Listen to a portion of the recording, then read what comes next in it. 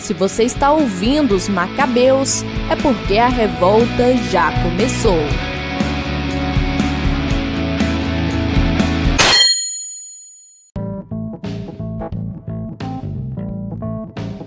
Meu nome é Gabriel Jorge e quem obedece se salva. Eu sou Matheus Jacinto e onde está o bispo está a igreja. Então, gente, no episódio dessa semana, depois de 2 semanas sem estar com vocês aqui, olha só o assunto que chegou até nós. Vamos ter que falar do elefante na sala. Vamos ter que falar da CNBB. E para introduzir esse assunto, não tem nenhum outro texto melhor do que esse que vocês vão ouvir agora.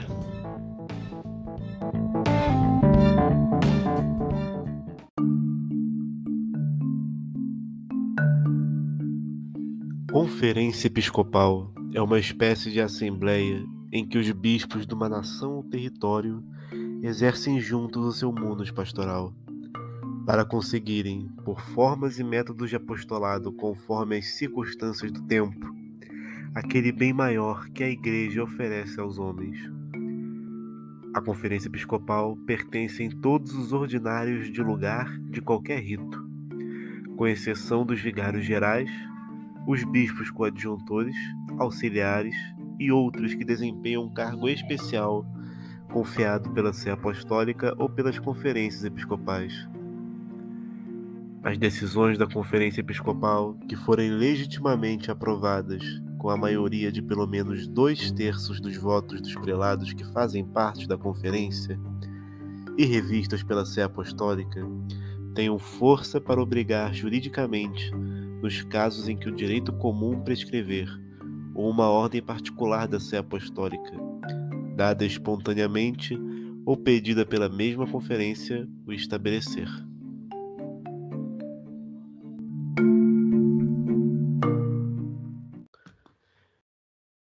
Esse texto, Gabriel, é o Christus Dominus, é um trecho da Christus Dominus. O que é a Christus Dominus? É o documento do Concílio Vaticano II que reformulou o papel dos bispos dentro da igreja. Dentre as coisas que ela reformulou, ela proclamou, instaurou as conferências episcopais. Mas o problema de tudo isso, antes da gente entrar em qualquer assunto, em qualquer tema, por que a gente entrou nesse ambiente onde falar mal de bispo é normal? Por que isso virou tão comum assim? Porque até pouco tempo atrás era bem comum ver as pessoas compartilhando nas redes sociais aquele filme do Padre Pio, aquela cena do filme do Padre Pio, em que chega um leigo e fala mal do bispo pra ele, e ele dá um tapa na cara do sujeito, falando que não pode falar de um príncipe na igreja assim. E as mesmas pessoas que compartilham e compartilharam isso, e podem compartilhar até hoje, se aparecer, são as mesmas que falam mal dos bispos desde sempre. Desde que nós estamos na internet. Por que esse ambiente acontece? Por que isso é normal? Por que isso passou a ser normal?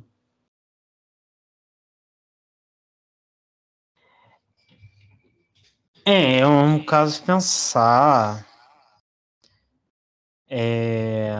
Eu acho que a internet ela dá um pouco essa liberdade para você falar o que você quiser, né?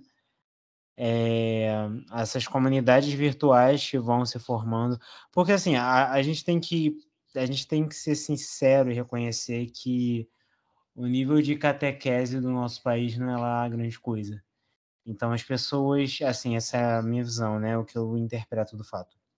O nível de catequese do Brasil não é grande coisa, então acaba que as pessoas elas se refugiam na internet, né, nas comunidades virtuais católicas que se formam na internet em busca de uma formação mais sólida, uma caminhada de fé, mas isso cria um paradigma meio estranho, assim, que você coloca mais confiança naquela pessoa que está te ensinando, um padre ou um leigo que seja, que talvez tenha mais formação que você, e isso vai fazendo com que aquilo que é mais mais concreto na fé, né, que é a relação com a paróquia, a relação com o pároco, com o bispo, vá se dissolvendo nessa relação mais virtual.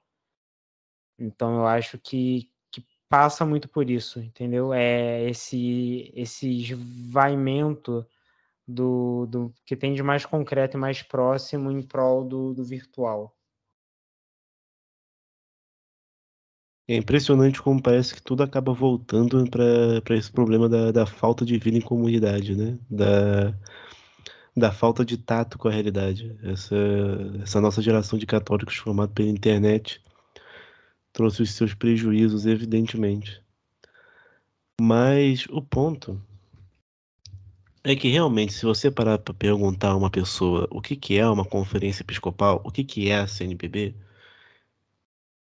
antes de falar que era um partido de esquerda, ela vai dizer que ela não sabe.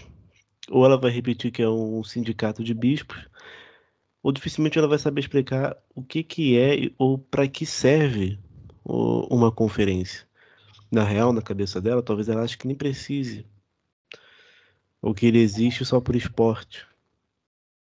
Que também há um certo problema de que ficamos muito afastados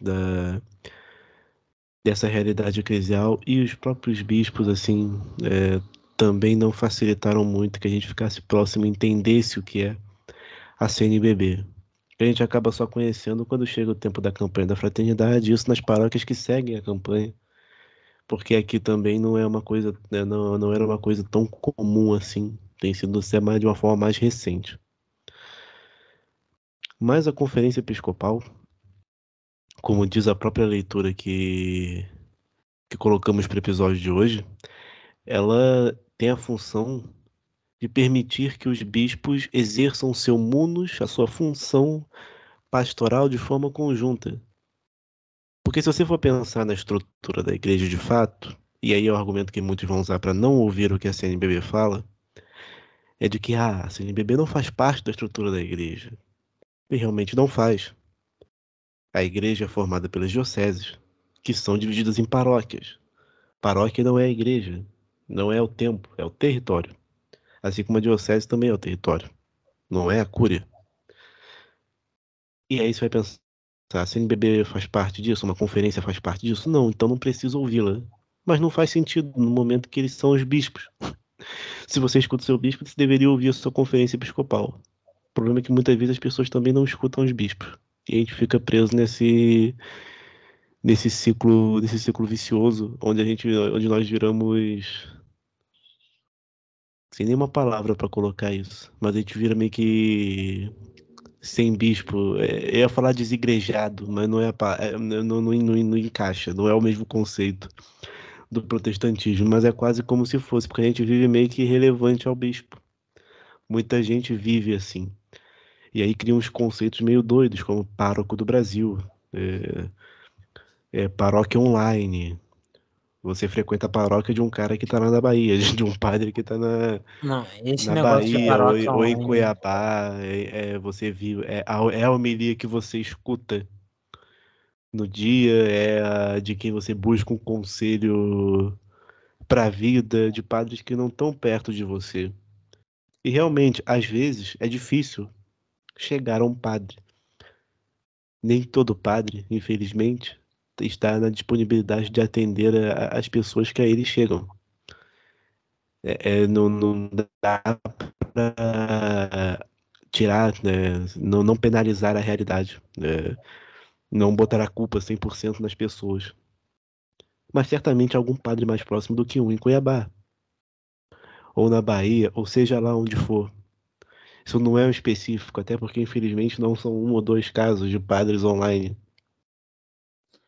Eu não vou negar não que esse negócio de paróquia online me assustou muito quando eu descobri, até pouco tempo atrás eu não conhecia. Mas é um negócio assim realmente muito bizarro. A gente percebe como. Eu não queria citar o Bauman e falar de modernidade líquida, mas a gente pode estar falando de um cristianismo líquido, sei lá. As pessoas perdem a noção de que as relações concretas são as que mais importam, elas vivem na internet. Então, isso cria um distanciamento do real, sabe? Isso cria um distanciamento da sua diocese, da sua paróquia sem precedentes na história do catolicismo. É, de fato, um desigrejado à moda romana, né? E, assim, quando você vai estudar, né, é uma coisa que a gente percebe. Isso não é ruim, mas também tem seus problemas. Nós, católicos, nós damos uma importância muito grande para o bispo de Roma, né? Desconsiderando quase que totalmente os bispos locais, sendo que o Vaticano II vai deixar isso muito claro, o bispo de Roma é também o vigário de Cristo, né? Ele não é um papa deficiente, ele não é um papa de segunda classe, né? Não, o bispo local que você Ele... quis dizer, né? Hã? É que você Isso, o falou o bispo de bispo... Roma, sim, sim. Não, a gente dá muita importância para o bispo de Roma, a gente dá uma importância muito grande para o Papa, e ok, a gente tem que dar uma importância para o Papa, porque ele é a cabeça visível da igreja. Mas a gente não dá importância para os bispos locais, que também são vigários de Cristo. Então, é o bispo local que vai estar muito mais atento às nossas necessidades enquanto sociedade, enquanto diocese, do que o bispo de Roma, que está lá nos cafundós da Europa. Por exemplo, eu lembro, né, que em 2018 o Dom Morani, que é o cardeal-arcebispo aqui do Rio de Janeiro, ele divulgou uma carta, ele escreveu uma carta, assinou, né, e divulgou uma carta falando sobre a questão do porte de armas, sobre a demanda que estava surgindo na sociedade, né, de armar a população, e assim, isso era uma realidade muito próxima, né?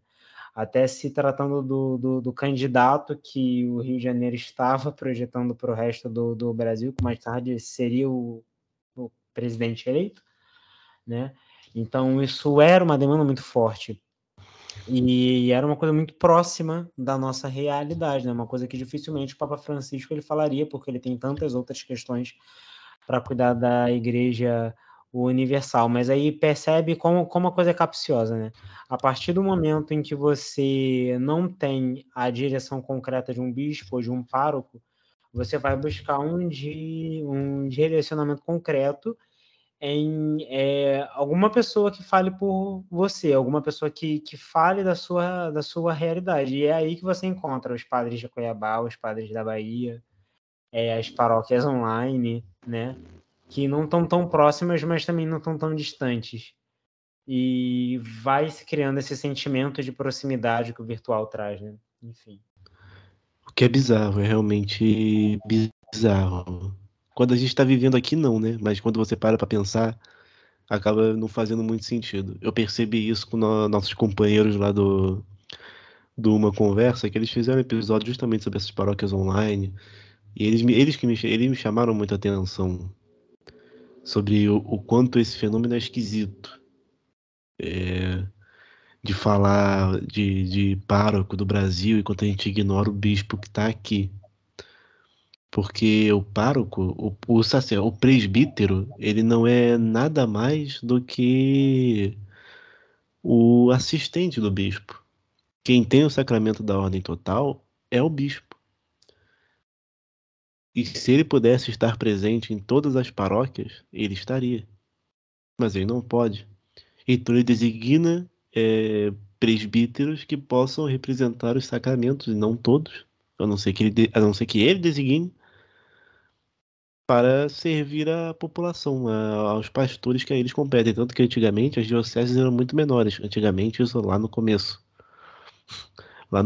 da igreja. E no Oriente ainda há muito essa cultura de dioceses que são curtas, são pequenas, para que o bispo realmente tenha acesso a todas as pessoas, a todos os fiéis.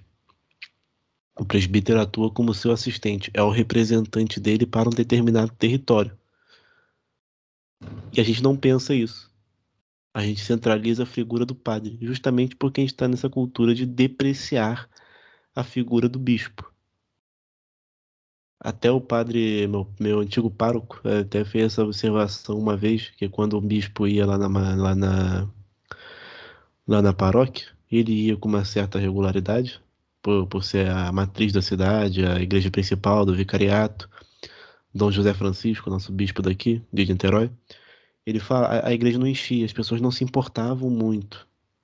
Talvez por ele ir lá com alguma frequência, entre aspas. Ele falava, não, quando eu ia lá em Itaboraí, que é a cidade onde ele vem, que é uma cidade menor, quando o bispo vinha, a gente soltava fogos, era uma festa absurda, era uma coisa fantástica. Aqui ninguém faz nada. Realmente a gente não tem apreço por essa figura. Mas, retomando o ponto, as conferências episcopais, elas existem justamente inspiradas nos sínodos da Igreja do Oriente. Porque como na Igreja do Oriente não tem essa figura centralizadora, que o bispo de Roma é, e é corretamente, pelo amor de Deus, não vamos ser hereges aqui que não está na hora. A conferência episcopal ela surge inspirada nesse contexto, porque os bispos eles exercem o seu munus conjuntamente. Eles governam a sua igreja regional, no caso as igrejas nacionais que tem lá. Os bispos se reúnem, tem uma figura central, mas ele é o presidente desse grande conselho. E a primeira conferência episcopal que vai nascer no mundo é a CNBB. A CNBB ela vai nascer em 14 de outubro de 1952. Ou seja, ela fez 70 anos no ano passado. O que também ninguém ligou. Também porque era outubro. E a eleição ocultou isso completamente. Acho que até em relação aos próprios bispos. Mas ela surge num contexto de que há um país católico, massivamente católico, muito grande, algo que não existia, não tinha outro precedente no mundo. Você pode pensar na Argentina ou no México, mas lá a igreja era organizada de forma diferente. Aqui no Brasil a gente sempre teve uma dificuldade muito grande e a gente tem até hoje de lidar com o tamanho deste território e conseguir atingir todas as pessoas que precisamos atingir. E seja por uma dificuldade logística, seja por faltar padres, muitas razões. Mas a CNBB ela surge dessa necessidade. Você está ali no contexto da década de 30 e 40, onde você tinha o cardeal Leme, que foi o primeiro grande porta-voz da igreja no Brasil, ele que clama os católicos para que ajam na sociedade, para que a nossa ação não seja morta. Tem a carta de Dom Leme, que é a carta de 1924, onde ele faz um clamor nacional, não só à Arquidiocese do Rio, onde ele era, mas ao Brasil, que os católicos deixem de ser mortos, porque era uma nação católica onde o catolicismo era irrelevante politicamente. Ou seja, já nasce num contexto em que não é para falar de conversão, não é para falar de ir à missa, não é para falar de se santificar, porque não precisa falar de se santificar, porque em tese, se você vai à missa, você escuta isso todo dia, se você for. Se você pratica a sua fé, você já faz isso. Isso não precisa ser repetido. Afinal, você é cristão. O cardeal Leme morre em 45. Já no final da Segunda Guerra ali, o Brasil tá entrando numa nova fase. E quem substitui ele é o cardeal Jaime de Barros Câmara, que não tinha 1% do carisma que ele tinha. Então a igreja e a ação católica no Brasil ficou um pouco carente de liderança. E já não tinha uma figura que centralizasse os bispos novamente numa ação conjunta. É nesse contexto que o bispo auxiliar do Rio de Janeiro, Dom Helder Câmara, vai reunir os outros bispos do Brasil para fundar uma conferência nacional. E ele não tinha uma prerrogativa, qual é a palavra? Ele não tinha um precedente para fazer isso. Mas ele conseguiu organizar os outros bispos do Brasil, os outros bispos relevantes. Na época tinha Dom Carlos Carmelo, que era de São Paulo, Dom Vicente Scherer, que era de Porto Alegre, Dom Álvaro Augusto, que era de Salvador. Ou seja, todos esses bispos eles não eram progressistas exatamente. Pelo contrário, Dom Álvaro Augusto, Dom Vicente Scherer eram figuras muito conservadoras até em relação a Dom Helder, que já era uma figura um tanto controversa. Mas se reconhecia a necessidade da Igreja no Brasil agir conjuntamente para corrigir essa deficiência histórica que a gente tem. Uma necessidade dos bispos agirem em conjunto, porque senão os problemas não iriam se resolver. E é importante falar que quando era fundada aqui no Rio de Janeiro, no Palácio São Joaquim, que é onde reside o arcebispo do Rio, ela já nasce com 6 secretariados, que hoje são as comissões da CNBB, que é o de educação, o de ação social, o de ensino da religião, dos seminários e vocações sacerdotais, do apostolado do leigo e da Liga Eleitoral Católica. Ou seja, das 6 secretarias que nascem, 4 já são referentes à sociedade.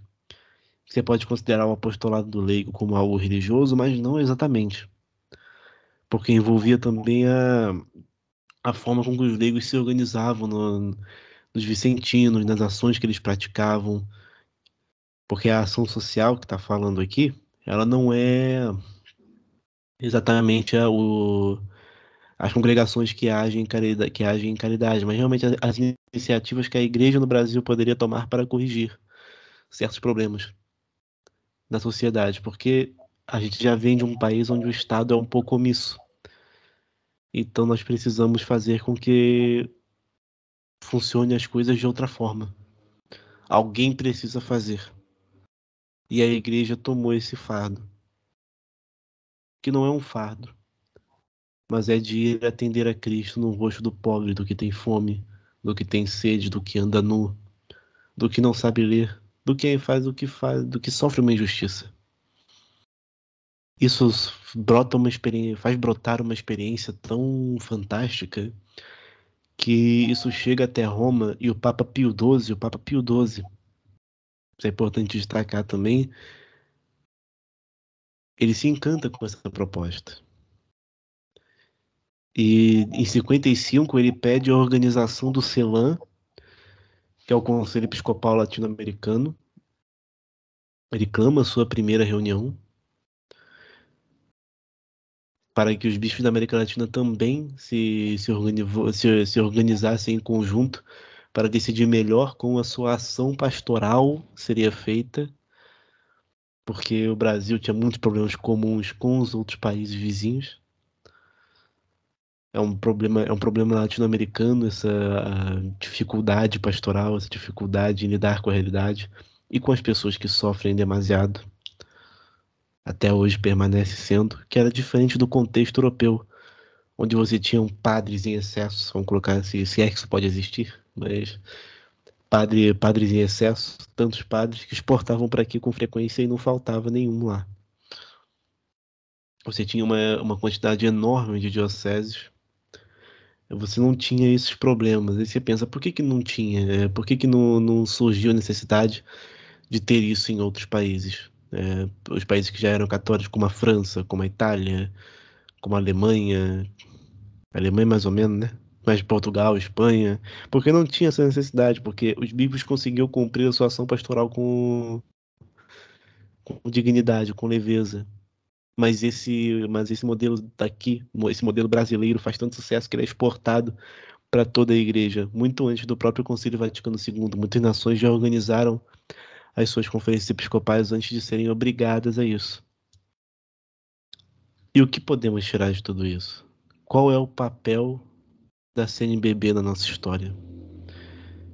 A CNBB na história do Brasil, ela é um ator político. Ela surge para preencher um espaço que ninguém tinha preenchido ainda. Ela surge tanto para agir quanto para cobrar a ação. Ela surge tanto para promover por si ou incentivar outros a promoverem ações que mudem a nossa realidade, que mudem a realidade do país. Então, desde sempre, desde antes do Vaticano II, desde antes da teologia da libertação, desde antes de qualquer bispo que você não goste hoje, A CNBB já tinha um papel político. Ela já falava de fome, ela já falava de pobreza, ela já falava de exploração econômica, ela já falava de reforma agrária, ela já falava de política.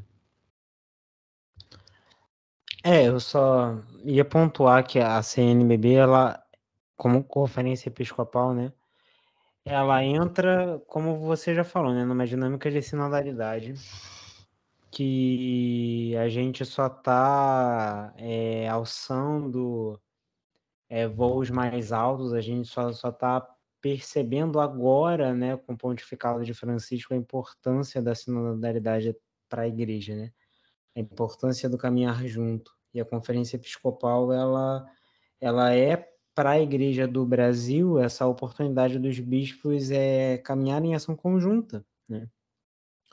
Foi como você falou, o Brasil é muito grande, né? O Brasil hoje não é o país com maior número de católicos do mundo, mas é o maior país católico do mundo. Então, é um país de dimensões continentais, e para você fazer uma ação, eu imagino a dificuldade, né, de fazer uma ação evangelizadora, uma ação eclesial, coordenada num país de um tamanho desses. Então, tem essa importância, né, para que a igreja cumpra o seu papel evangelizador e cumpra o seu papel social também. A igreja, ela tem sim um papel social, a gente não pode esquecer disso, né? Eu sempre lembro de uma frase que o Papa Francisco escreveu ou assinou na Evangelii Gaudium, né? Que ele fala que Jesus é o Senhor de todos os homens e é o Senhor do homem todo. Por isso, ele deve reinar em todas as áreas da vida humana, inclusive na área social e política, né? Então, é sim dever da igreja, é sim missão dos leigos, né? Estarem inseridos na política, estarmos inseridos na realidade política para transformar, né? Nós construímos o reino de Deus de fato nessas realidades, né? Eu percebo que a maior parte das pessoas, elas não entendem, né? Exatamente qual é o papel do leigo, assim, depois de 50 anos, 60 anos do concílio, as pessoas ainda não entendem qual é o papel do leigo, né? Por isso que se faz esse chilique todo quando os bispos, eles escrevem uma carta à nação brasileira, é uma carta com conteúdo político, uma carta com conteúdo social pautada no evangelho. Você não precisa ficar falando, você não precisa ficar citando versículos o tempo todo, né? A seiva do evangelho tá ali, mas as pessoas elas não entendem que o leigo, ele tem que estar inserido ali nessas realidades, entende? Você realmente não precisa de alguém que esteja falando que você tem que se santificar, você tem que rezar o terço, você tem que meditar com a palavra de Deus e se confessar com frequência, porque, pelo amor de Deus, isso é o pão de cada dia de cada católico, entendeu? Isso é básico na vida espiritual, um católico comprometido sabe disso. Mas as pessoas não entendem que a vida do leigo não é isso, não é ficar que nem um essênio, né? Se bem que nem os essênios, se bem que nem os essênios eles eram assim, né? Eles, eles tinham uma ligação com a vida política bastante intensa, né? Mas enfim, não é para você ficar alienado no seu quarto rezando o dia todo, não é para você se afastar de tudo e de todos, porque já tem gente com vocação para isso, né? Você tem que estar inserido nas realidades do mundo, né? Você tem que conhecer o seu mundo, você tem que entender as mazelas do seu povo.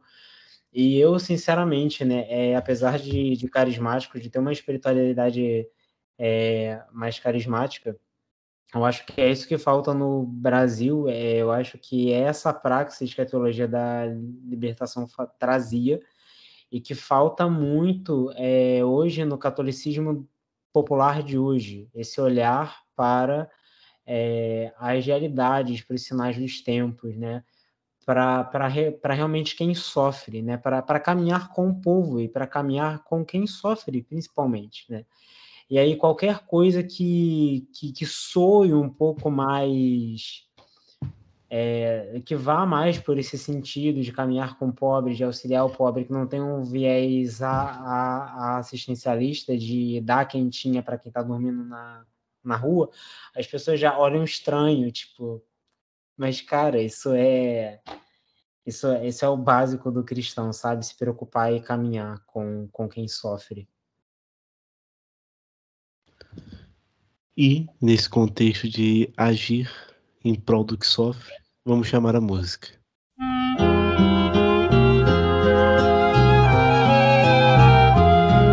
Eu vim para que todos tenham vida, que todos tenham vida plenamente. Eu vim para que todos tenham vida, que todos tenham vida plenamente.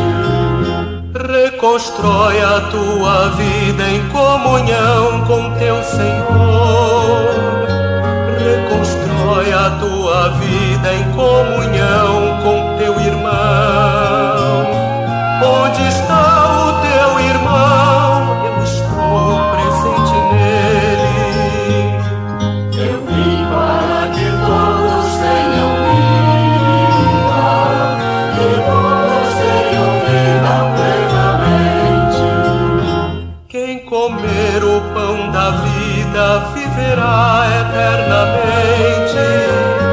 Tendo pena deste povo que não tem o que comer.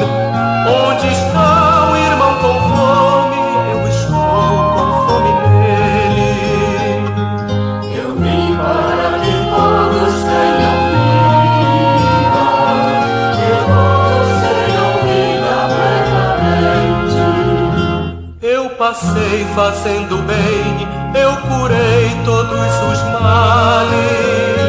Hoje és minha presença junto a todo sofredor. Onde sofre o teu irmão, eu estou sofrendo nele. Eu vim para que todos tenham vida, que todos tenham vida plenamente. Entreguei a minha vida pela salvação de todos. Reconstrói, protege a vida de indefesos e inocentes. Onde morre o teu irmão, eu estou morrendo nele. Eu vim para que todos tenham vida, que todos tenham vida plenamente. Vim buscar e vim salvar o que estava já perdido. Busca, salve e reconduze a quem perdeu toda a esperança. Onde salvas teu irmão, tu me estás salvando nele. Eu vim para que todos tenham vida, que todos tenham vida plenamente.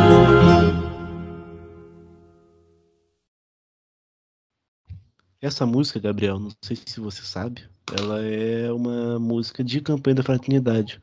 Aquela que todo mundo espera o ano para criticar, essa é uma que entrou para a história das liturgias, pô, a gente canta até hoje. Não, mas ela tem super caras de campanha da fraternidade, né? Só que as pessoas não pensam Tá nisso, aí. esse é o grande ponto. As pessoas elas não imaginam isso. E elas não percebem que muitas vezes não percebem as coisas que elas cantam. Era campanha sobre fome. E o tema da campanha era Eu Vim para que todos tenham vida. Era a campanha de 1974.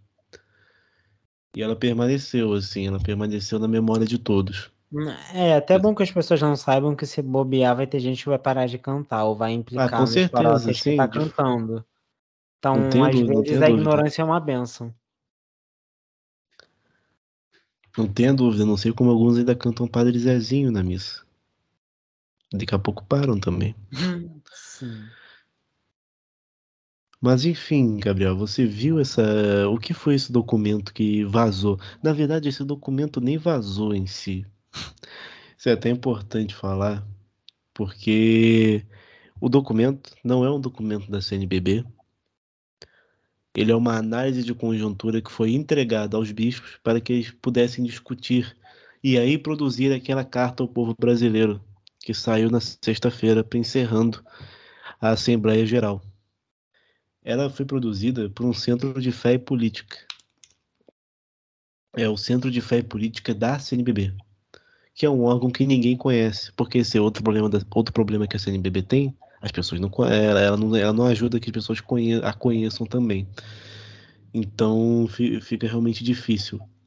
Mas esse Centro de Fé e Política é um centro que ele promove cursos sobre política em todos os estados do Brasil. Você sabia disso?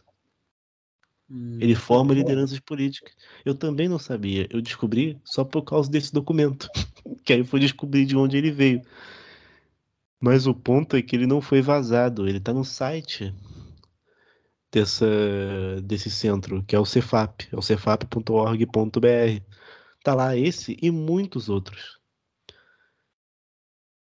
Olha, indo na contramão de quase todo mundo, eu gostei bastante da carta, né? Eu acho que ela fez uma carta não, né? Da análise de conjuntura, eu ainda não li a carta ao povo brasileiro, mas eu gostei bastante da análise, apesar de, bom, é um trabalho intelectual, de cunho acadêmico, então você tem o direito de analisar essa conjuntura de uma maneira distinta que as pessoas que escreveram. Isso faz parte do contexto, né? Isso faz parte da ciência, né? Faz parte da academia, ou pelo menos deveria fazer, né? Você discordar com as pessoas, desde que você esteja embasado para discordar, né? Mas eu percebi que a carta ela foi feita de fato com muito esmero. Eles citaram uma série de fontes e assim para quem viveu os últimos 10 anos, assim, eles começam a falar a partir das manifestações de 2013, né? Então, para quem viveu os últimos 10 anos, assim, é muito claro você vê que eles realmente fizeram uma linha muito, muito clara, né, de como os movimentos políticos de insatisfação que a gente começou a ter ali em 2013, e são movimentos que não se restringiram ao Brasil, né? Eles falam do Ocupa Wall Street, eles falam da Primavera Árabe, você vê que foram uma série de movimentos contra o sistema, né, de insatisfação contra o sistema, que foram se desenvolvendo e foram sendo meio que cooptados por certos grupos, e obviamente a igreja ela está no mundo, ela está inserida no mundo, então ela sofre influência de tudo aquilo que a gente recebe, né? Então, assim, eu vi que a análise de conjuntura ela foi feita com muito esmero. Então eu li porque eu percebi que não foi qualquer um que escreveu aquilo, entendeu? Não foi um teólogo de Twitter qualquer, foram pessoas embasadas. E o que mais me interessou na carta não, tem que parar de falar carta, porque eu ainda não li a carta, análise de conjuntura. O que mais me interessou foi a análise do cenário interno da igreja, com as oportunidades e com as ameaças, né? Inclusive, essa matriz SWOT ficou muito boa, né? Para quem sabe um pouco de ADM vai saber do que eu estou falando, né? A matriz SWOT com oportunidade, fraqueza. Então, falando aqui do cenário interno, né? É muito legal quando eles demonstram que a igreja do Brasil ela tem uma potência muito grande por conta da espiritualidade da renovação carismática e por conta da praxis libertadora da teologia da libertação e dos seus autores mais conhecidos, né? Porque com esses dois aspectos, com essas duas espiritualidades, né, o fiel comum, né, que é o católico médio, ele tem a oportunidade de desenvolver a sua espiritualidade com uma abertura maior dos carismas, do Espírito Santo, com uma valorização maior da palavra de Deus, que está muito relacionada com a ação do espírito, e a gente que conhece a renovação carismática, a gente vê que o pessoal tem um esmero muito grande pela palavra de Deus lá. Com a vivência dos sacramentos, com uma vivência devota dos sacramentos, e, ao mesmo tempo, né, com a espiritualidade herdada da teologia da libertação, a gente pode ter uma ação profética e crítica diante das realidades que nos cercam, diante das realidades de desigualdade que rondam o nosso país, né? Porque eu acho que desde que começou, né, esse embate entre carismáticos e os TLs, né, isso é sempre uma crítica que se faz, e eu que estou dentro do movimento, eu percebo que é uma crítica que é muito pertinente, né?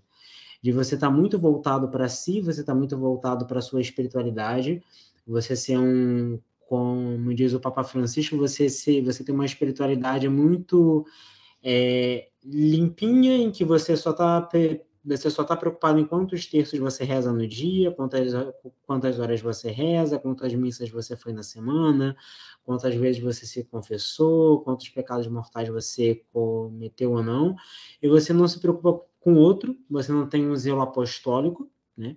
Você não anuncia o evangelho e não se preocupa em fazer com que o evangelho molde as realidades da sociedade que você está inserido.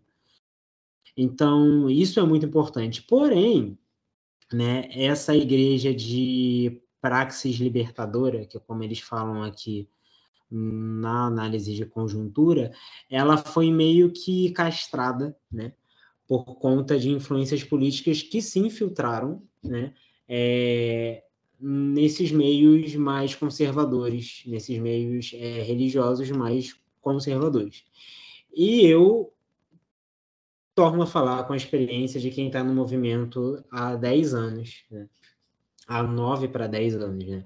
Isso realmente é muito claro. Eu percebo, assim, eu não sei como as pessoas ainda conseguem ficar surpresas com pessoas que estão no grupo de oração e de uma hora para outra elas viram thread.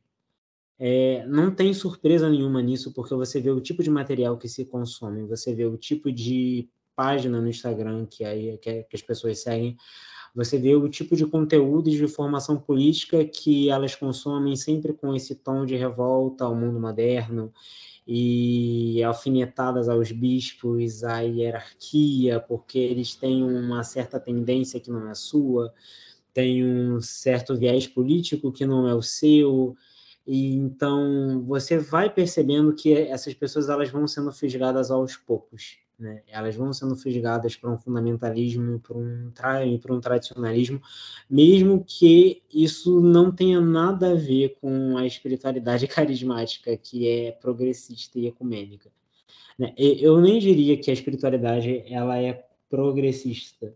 Talvez seja, mas assim, não no sentido de social, político. Mas o carismatismo, ele é progressista porque ele se coloca em diálogo com com outras vertentes, com outras tradições cristãs de maneira muito clara, né? Você vê que o carismático, ele dialoga com o protestante, ele dialoga como um pentecostal clássico, né? Não um neopentecostal, esses são quase impossíveis de conversar, de ter um diálogo saudável. E é uma coisa que essa análise de conjuntura expressa muito bem, né? É o potencial ecumênico que a renovação tem, de conversar com um ortodoxo oriental, porque a teologia deles dá muito foco à pessoa do Espírito Santo.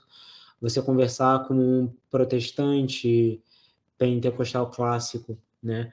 Mas, por incrível que pareça, também no movimento, parece que essa dinâmica ecumênica, ela é cortada, ela é castrada, em nome de um puritanismo que não faz sentido nenhum. E aí, dentro dessa análise de conjuntura, né, qual é o caminho que eles propõem para que esses problemas na igreja eles sejam sanados, né? E nós, como igreja e como leigos, nós possamos cumprir o papel que nos é dado, né? Através da sinodalidade, né? Através do caminhar juntos, do caminhar com os nossos bispos, né, através da construção da amizade social, da fraternidade, que é algo que o Papa Francisco na Fratelli Tutti expressou muito para a gente, né? Então, como a gente pode sanar esses problemas na igreja, né? Como a gente pode sanar essa polarização que nos últimos 10 anos foi se agravando entre os membros da igreja, né? É justamente com a sinodalidade, com o caminhar junto, né? Com a capacidade de diálogo, de amizade social, que é algo que o Papa Francisco expressou tanto na Fratelli Tutti. E como você pode fazer isso de maneira concreta? Dialogando com quem é diferente de você, dialogando com quem pensa diferente de você, porque tem uma espiritualidade diferente, tem um carisma diferente, um viés político distinto do seu, na sua paróquia ou na sua diocese, nos ambientes que você frequenta, seja trabalho, ou faculdade, ou família, né? O caminhar junto é muito importante, é o que a gente precisa, né? Principalmente saídos de uma pandemia, né? A gente precisa entender as mazelas do outro, né? Porque ninguém saiu íntegro dessa pandemia, ninguém saiu íntegro do lockdown e de todas as consequências que ele trouxe. Então, a gente precisa entender, a gente precisa se abrir o outro, né? E é basicamente isso, não tem outra... É simples, mas não é fácil, né? Não tem muito o que falar, mas também é difícil de colocar isso em prática, porque a gente tem vivido um movimento de tantas bolhas, né? Principalmente por conta das redes sociais, né? A gente se prende apenas a quem concorda com a gente interage apenas com quem concorda com a gente, consome apenas os conteúdos que confirmam os nossos vieses. Então, é simples, mas não é fácil você se abrir a quem pensa distinto de você. E entender que essa pessoa tem os seus motivos e ser capaz de chegar a um entendimento comum e caminhar com ela, né? Que a unidade é superior ao conflito. Então, diante disso, para não ser pessimista, né? Porque a gente tem que ser realista, as coisas elas vão se agravar, né? A gente não vai resolver esses problemas das bolhas informacionais do dia para a noite, a gente não vai resolver a polarização do dia para a noite. Ao contrário, né, a gente percebe, infelizmente, que cada vez mais a gente está se envolvendo em dinâmicas de disputas por narrativas, a gente está entrando de cabeça na cultura da pós-verdade, em que o fato ele não importa, o que importa é o discurso que está no poder. Então, infelizmente, as coisas não vão mudar do dia para a noite. A tendência é que piore. Mas a gente não pode se deixar vencer. Até porque a gente está no tempo pascal, né? Então, a gente, liturgicamente, nós ainda estamos na convivência com Cristo que ressuscitou e, por ressuscitar, venceu a morte, venceu o pecado. E ele é o alfa e o ômega, ele é o sentido da história. Então, a gente sabe que o sentido da história é a vitória sobre a morte, sobre o pecado, sobre a mentira, sobre pessoas que não estão comprometidas com a verdade e só querem saber de poder e manipulam as narrativas em prol de poder. E o que a gente tem que fazer? O nosso trabalho de formiguinha é estar do lado de Jesus ressuscitado e disseminar o bem. Disseminar o bem através do diálogo, através do contato com o outro, né? Isso que é dessa maneira que a gente vai vencer essa polarização. No diálogo com o outro, na abertura com quem pensa diferente de você e tem seus motivos para isso, né? E chegar a uma unidade superior que prevaleça sobre os nossos conflitos, sobre as contradições que nós temos vivido, né? É isso. Então, já tentando fazer o que o documento nos pede, né? Aliando a espiritualidade com a crítica profética, né? Estar com Jesus ressuscitado, na contemplação de Jesus ressuscitado, reconhecendo que nele, né, o muro que separa judeus e gentios foi rompido, o muro que separa... Foi por meio dele que nós chegamos a uma unidade superior enquanto pessoa, né? Enquanto pessoas, enquanto povo, nós somos um só povo em Cristo. contemplando ao ressuscitado e fazendo a nossa parte, né, no diálogo, na crítica àquilo que nos divide, a quem nos divide, é que nós vamos cumprir a nossa parte em prol de um país melhor, em prol de uma igreja melhor e mais unida.